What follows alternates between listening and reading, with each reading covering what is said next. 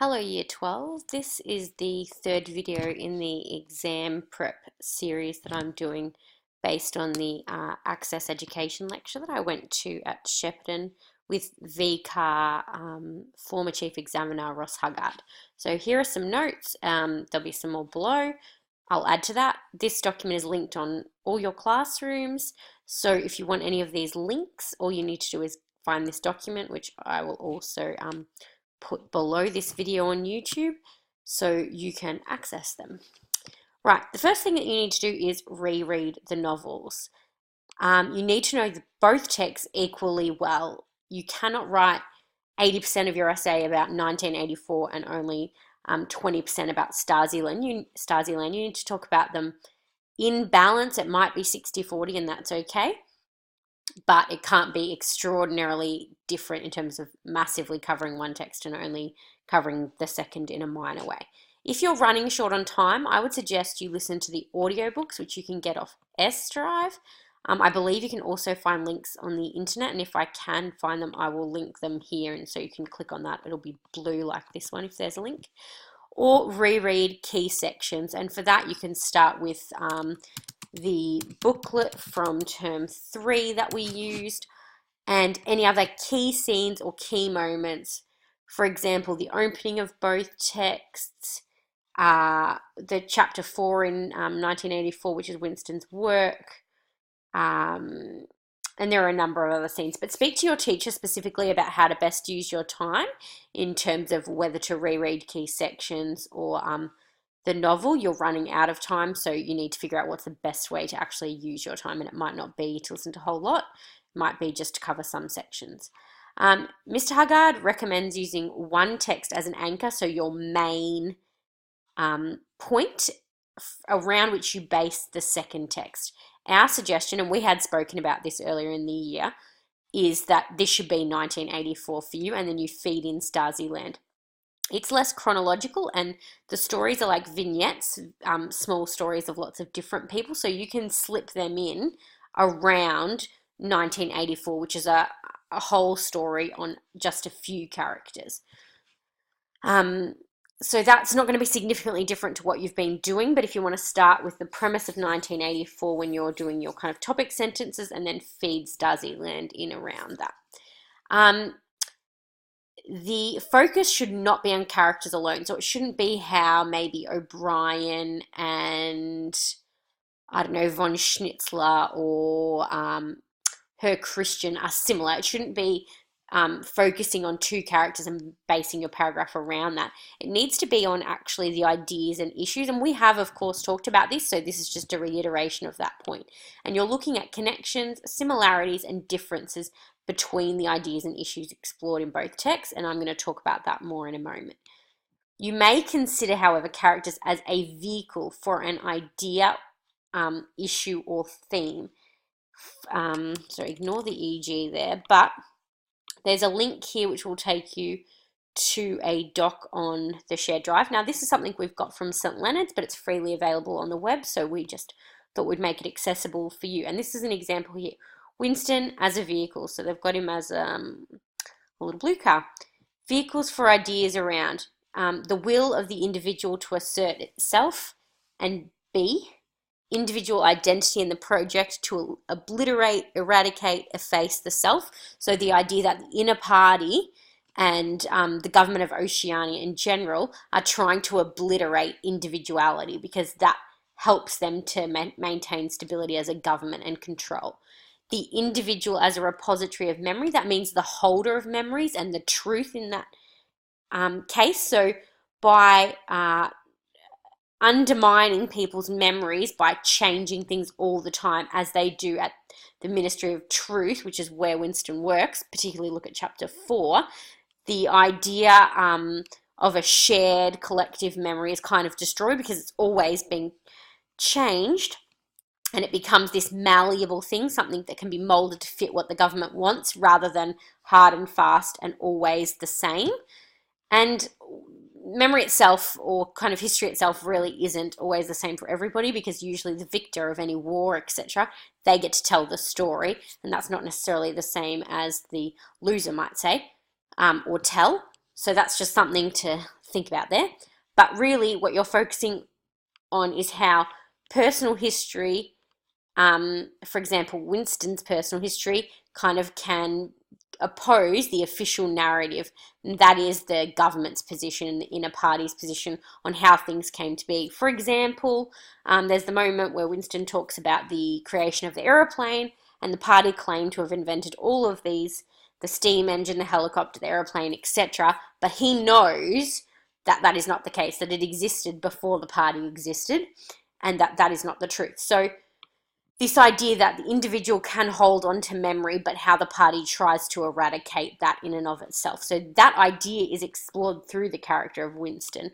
There's some more there, and there's obviously Julia, O'Brien, etc. This is a really great set of slides. I might make a copy of these and stick them up in the classroom so you can have a little look at them over the next few weeks just to refamiliarize yourself.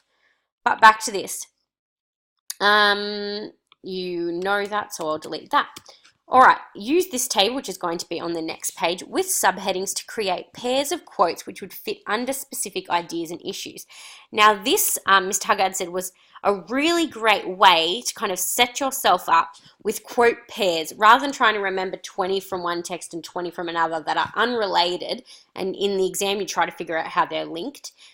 Set yourself up with pairs that are already linked under specific ideas, issues and themes. So I've got a list of different ideas here that you could use, and I'm going to show you how you can do it on the next page. You need to know about 20 per text. So 20 for Mouse, 20 for 1984, and 20 for Stasiland. And you might think, oh, 60, that's really difficult. Make yourself some cue cards. Use the Study Blue app. Stick them up in the toilet. Make a mind map. Get mum or dad to quiz you. Get your brother to quiz you. Get someone on the bus to quiz you. Record yourself saying them on your phone and try to listen to them when you're walking, when you're coming to the bus, when you're at school, when you're going for, I don't know, when you're in bed, wherever. It's up to you. But you need to figure out some strategies to try and memorize that. It's not really that much, and you will get better at them the more you practice using them in your essays. But you need to pick 20 from across the text, from different characters and for different themes.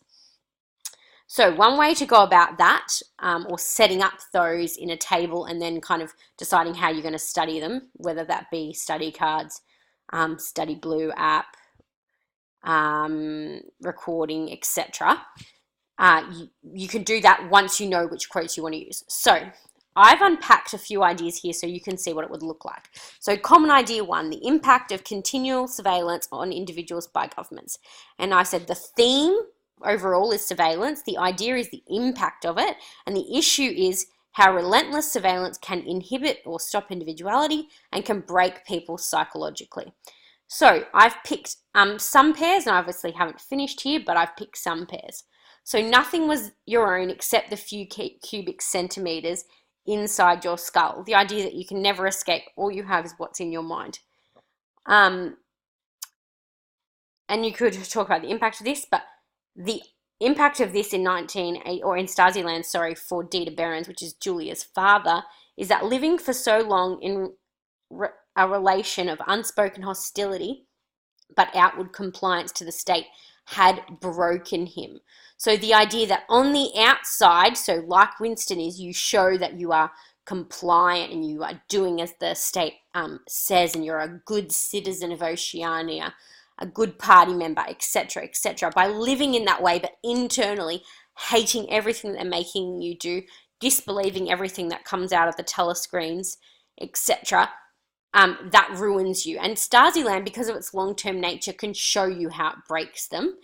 Winston, we see that is broken in a different way in the end of the book, but we can see the long-term impact of this kind of surveillance in Stasiland. So that's something you can say about how the text is structured as to the way they convey this idea, which is, again, another level and something examiners are looking at. How do the authors structure their texts to convey these ideas and themes? You did live from the habit that became instinct, in the assumption that every sound you made was overheard, and except in darkness, every movement scrutinized. And that's Winston, and he's talking about, that's Winston, and he is talking about the telescreens, and this is in the opening of the text. And this is Julia discussing the impact or the same thing in Stasiland. She goes, I didn't like it, but I thought I live in a dictatorship, so that's just how it is. And you had to live. So this kind of acceptance that that was what their lives was like or would be like, and therefore that is unquestionable. It just is. Okay? So this kind of acceptance of that, and how it inhibited them individually because they just accepted that that's the way it was, and so kind of shut down as people and didn't show who they truly were. And actually another quote that could go in here is, and I'm just going to show you how I find them so you can use it yourself. Now, this is Stasiland and this is 1984. You can get both of these books off the S Drive in ebook form and use them to just search up, because I know you all have the physical copy of the book, but sometimes it's quicker when you're searching for quotes. Sorry, I want to look in Stasiland. And I think the keyword I'm looking for is outside, and I want to see the quote from Julia about behaving one way inside the home and behaving another way outside.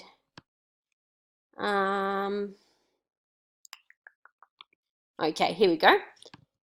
They lived with a distinct sense from the minute we woke up of what you could be said outside the home and what could be discussed in it. So this idea of having two different identities, and that's just how you had to live. So I'm just going to add that to my table.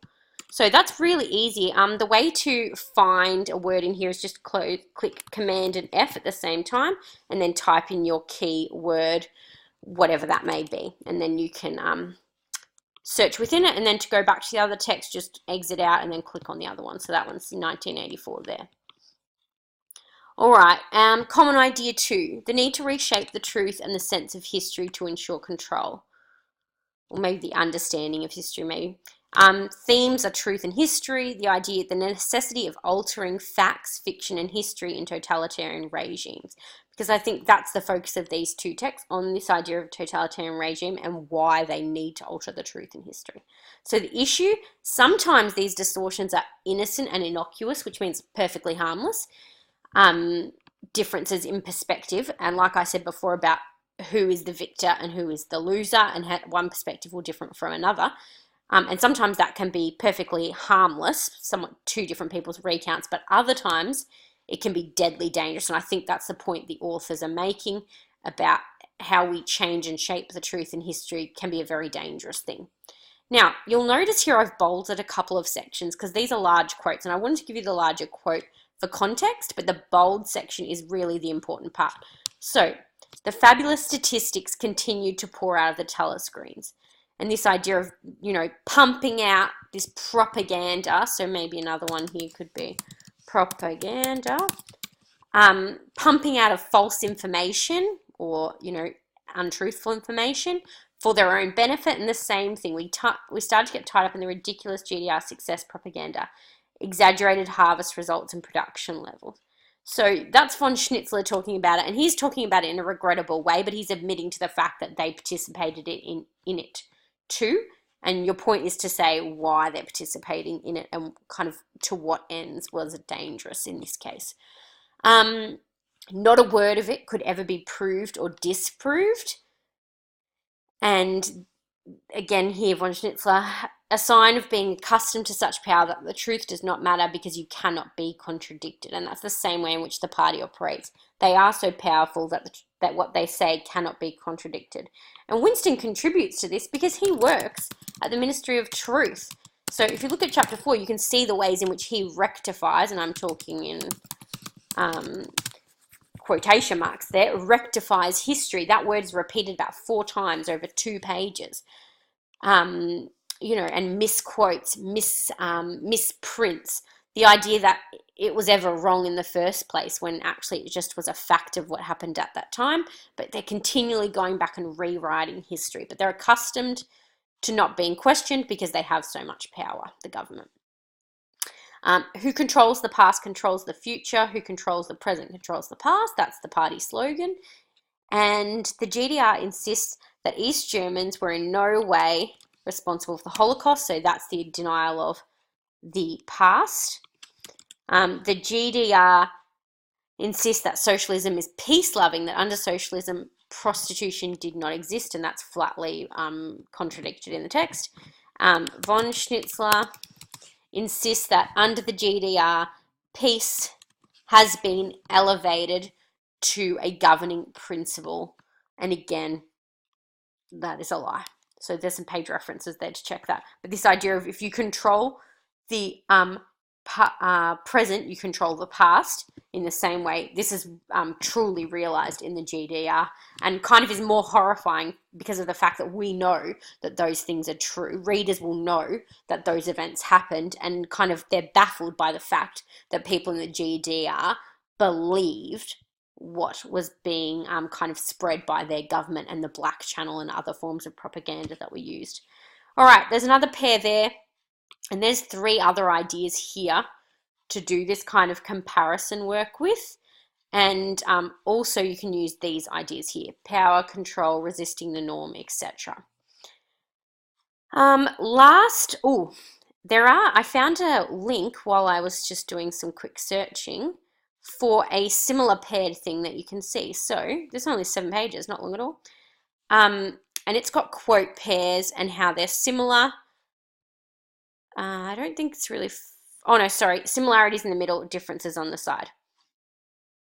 So have a little look at that one and see what you think. I would suggest you could copy that out and stick those up in your bathroom if you wanted. Laminate them, put them in a shower, start memorizing them.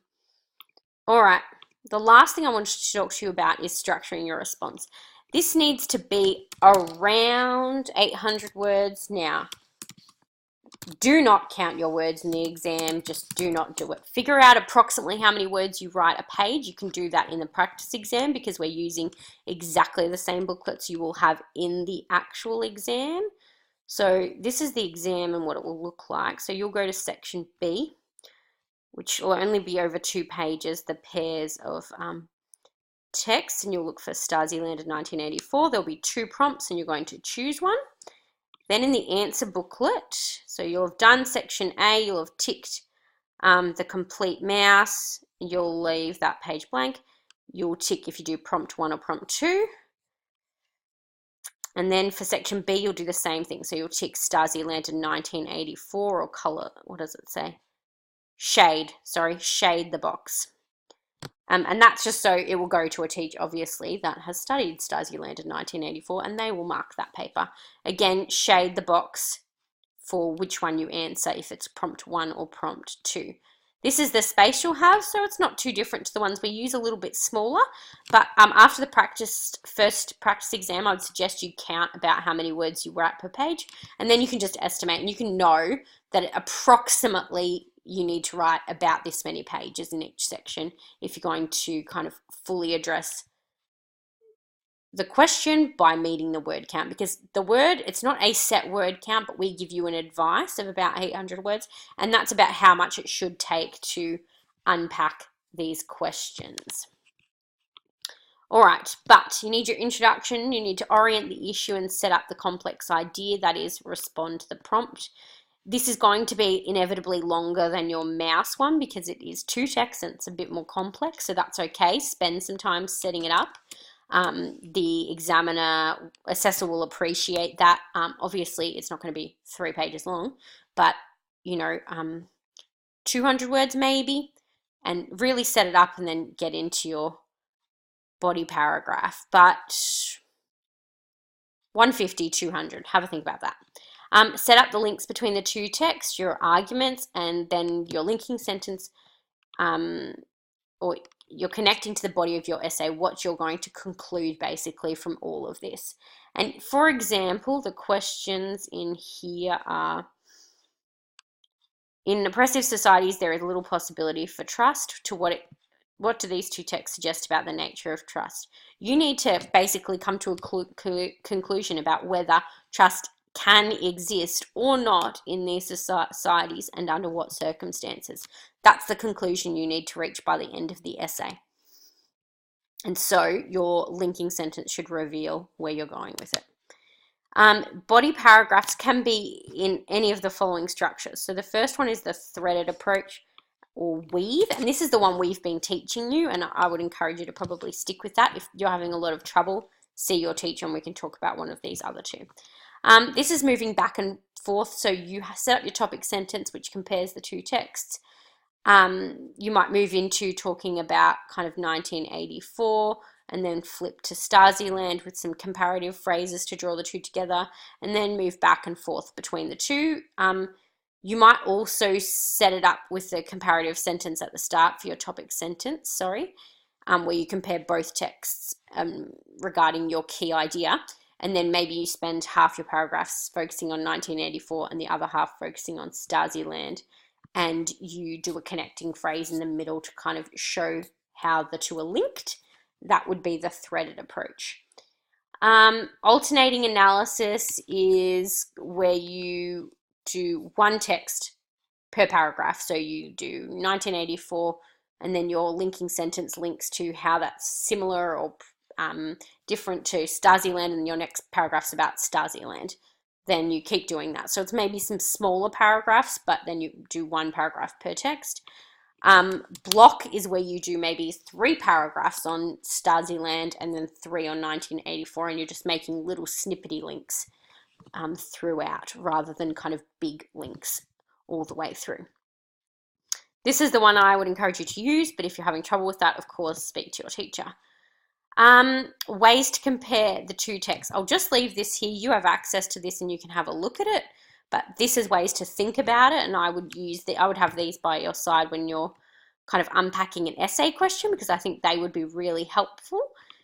And then finally, some potential prompts to look at, and these were provided by Mr. Huggard, so you can use those. There are plans on the classroom. Sorry, that's a sample prompt bank, and I'll put a link to that in this doc. So I will hyperlink that, so you'll be able to click on that later. And also you will see